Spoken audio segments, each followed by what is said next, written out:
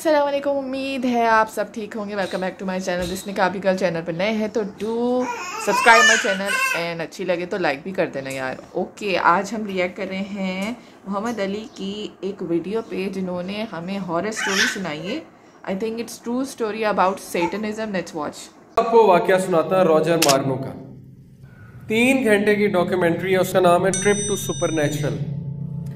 Roger Marno American navy में एक बंदा था। वो खुद ये वाकया सुनाता है इंटरव्यू देते हुए।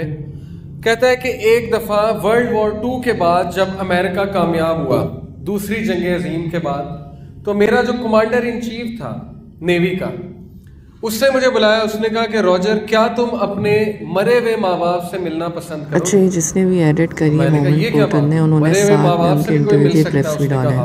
Very nice. मैं तुम्हें मिलवाऊंगा, मैं तुमसे बहुत खुश हूँ। तो उसने हंस के बात टाल दी। तो उसके बॉस ने कहा कि देखा तुम घबरा रहे हो, तुम डर रहे हो। तो उसने कहा नहीं नहीं, मैं डर नहीं रहा, मैं तो हंस रहा हूँ कि ये कैसे हो सकता है। उसने कहा तुम ये बात छोड़ो, तुम आज शाम को एक महफिल में आना, मैं तुम्हारा कुछ लोगों से तारुफ कराऊंगा। तो रॉजर ने कहा कि शाम को मैं उस महफिल में गया तो वहाँ पे पॉलिटिशियंस, वहाँ पे सेलिब्रिटीज, सिंगर्स, एक्टर्स, एक्ट्रेसेस मौजूद थे और एक बड़ा सा स्टेज लगा हुआ था। उस स्टेज पे एक औरत थी जिसने गाउन पहना हुआ था, बहुत लंबा सा गाउन पहना हुआ था। लंबी सी औरत, उसने गाउन पहना हुआ था और वो लोगों की ख्वाहिशात पूरी कर रही थी। लोग उसके पास कोई ख्वाहिश लेकर आते थे, वो कहती थी ठीक है। तो उसने कहा कि मेरे से पहले एक औरत की बारी थी। वो औरत उसके पास आई, उसने कहा कि मेरा एक दोस्त था, एक्सीडेंट में मरा, तो मुझे उससे मिलना है, उससे माजरत करनी है, मैं उससे माजरत नहीं कर सकी। तो उसने कहा कोई मसला नहीं। उसने अपने जो स्टाफ को पकड़ा हुआ था उसको कुछ किया और पर्दे के पीछे से अचानक, जैसे ये प्रोजेक्टर की स्क्रीन है, इसके पीछे से अचानक सोचेंगे कोई मरा हुआ इंसान आ जाए तो आपका क्या हाल होगा। तो कहता कि मैंने अपनी आंखों से देखा कि उसका दोस्त उसके सामने आ गया मरा हुआ, और हम सब कांप गए कि ये क्या हुआ है। तो वो औरत भी बड़ा परेशान हुई। उसने फिर उससे बातचीत की। कहता फिर मेरी बारी आई, अब मैं भी थर थर कांपूं कि अब मैं क्या कहूँ।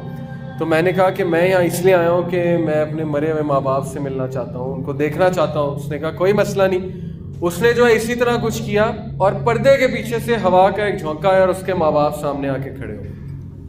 तो उसने कहा कि मेरे तो पैरों तले ज़मीन निकल गई कि ये क्या हुआ है। और फिर मैंने जब उनसे बात की, वो वाकई मेरे माँ बाप थे, उनकी आवाज़ भी वैसी थी। तो मैं तो इतना खुश हुआ, उसकी आंखों से आंसू जारी हो गए।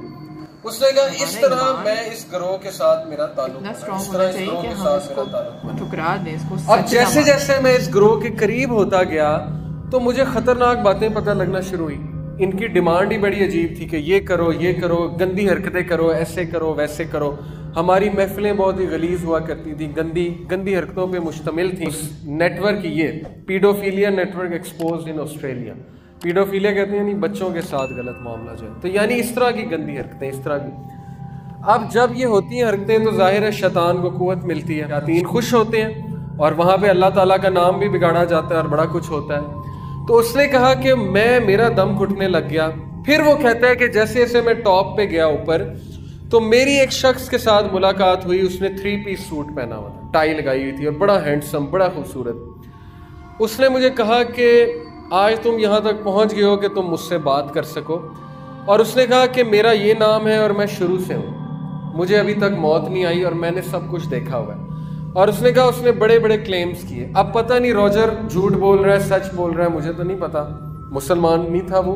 लेकिन चले, अगर वो सच बोल रहा है तो मैं आपको सुना देता हूँ, क्योंकि ये बात कुरान और हदीस से भी मैच करती। उसने कहा कि उस शख्स ने मुझे कहा कि तुम्हें पता है कि बाइबल भी मैंने लिखवाई है, ये जो क्रिश्चियंस की बाइबल है ये मैंने लिखवाई है, सेंट पॉल को मैंने गुमराह किया है, फलाने किससे मैंने बात की थी जाके, डार्विन्स को थ्योरी मैंने लिखवाई है और सोशोलॉजी मैंने लिखवाई है, वगैरह वगैरह मुख्तलिफ चीज़ों के बारे में बताता गया कि इसका मौजद मैं हूँ, इसका मौजद मैं हूँ। ये जो इर्तिका की थ्योरी है ना कि इंसान बंदर से बना है, कहता है मैंने लिखवाई है ताकि खुदा के कॉन्सेप्ट को नेगेट किया जाए, वगैरह वगैरह वो बताता गया।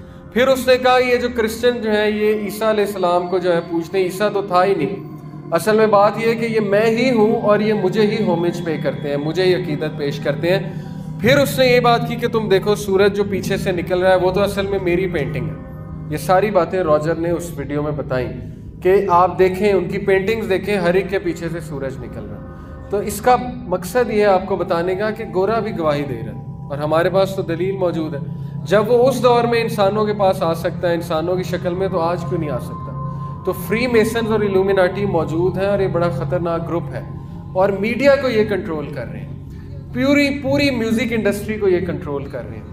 डिक्टेट किया जाता है कि गाने ऐसे बनाओ, उनके लिरिक्स ऐसे लिखो, यूथ को ऐसे बर्बाद करो, मूवीज़ में ये सीन डालो, ऐसे करो वैसे करो। ना करना है, सिगरेट इंडस्ट्री को ऊपर लेके आना है, शराब को फ़रोग देना है। मूवीज़ में आप देखेंगे हीरो जो होता है शराब भी पी रहा होता है, सिगरेट भी लगाया होता है उसने।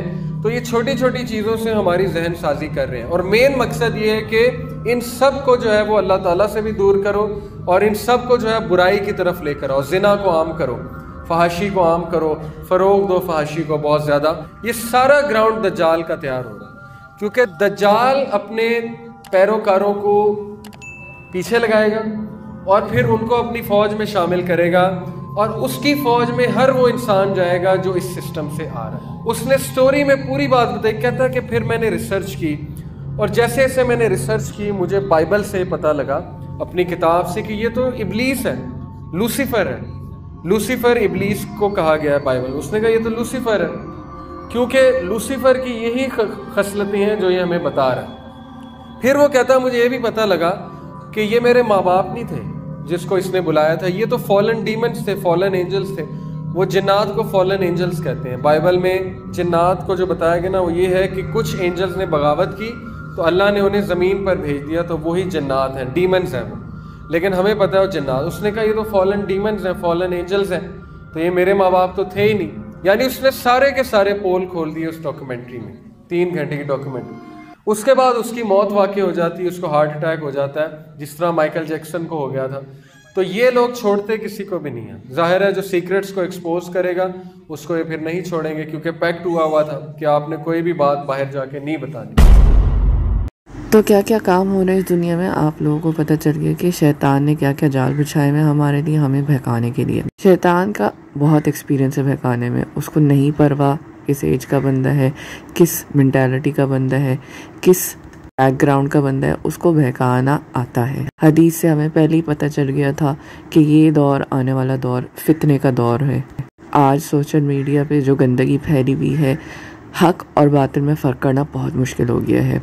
और ये जो आज़ादी के नाम पे कल्चर बनाया जा रहा है, ये सिर्फ़ और सिर्फ दज्जाल की आमद के लिए हो रहा है, ताकि दज्जाल के पैरोकार जमा हो सकें।